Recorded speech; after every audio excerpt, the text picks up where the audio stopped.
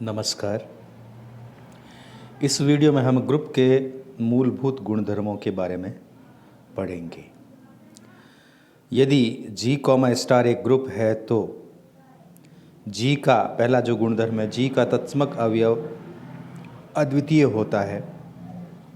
दूसरा गुणधर्म है प्रत्येक A बिलोंग्स टू G का प्रतिलोम अवयव अद्वितीय होता है।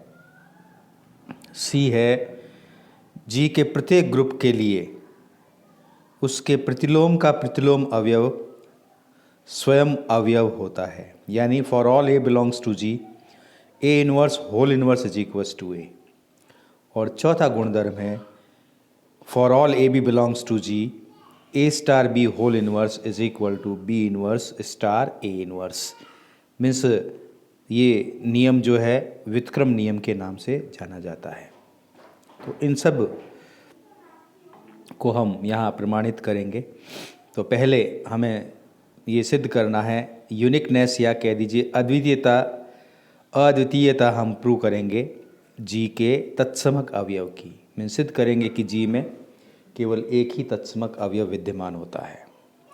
तो जब भी हमें अद्वितीयता की बात करनी हो तो हम सदैव पहले जिस अवयव को अद्वितीय प्रूव करना है उसको हम यहाँ यदि संभव हो तो मान लेंगे कि वो दो राशियाँ वैसी उपस्थित है। तो यहाँ तत्समक अवयव को अद्वितीय प्रूव करना है तो हम मान लेंगे कि माना कि ग्रुप G के दो तत्समक अवयव उपस्थित है। तो यदि संभव हो तो माना कि E व E' समूह G के तत्समक अवयव है, तो हम सिद्ध करेंगे कि E बराबर E'।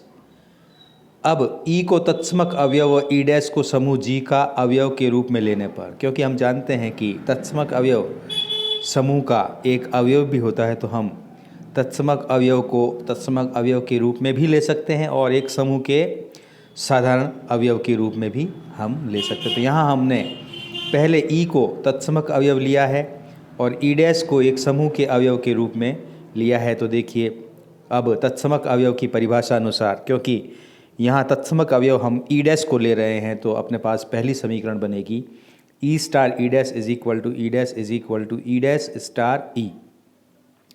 पुनः E' को तत्समक अवयव व E को समूह के अवयव के रूप में लेने पर हमें समीकरण दूसरी बनेगी उसी प्रकार से। अब यहाँ पर E तत्समक अवयव है तो समीकरण बन जाएगी E' star E is equal to E is equal to E star E'।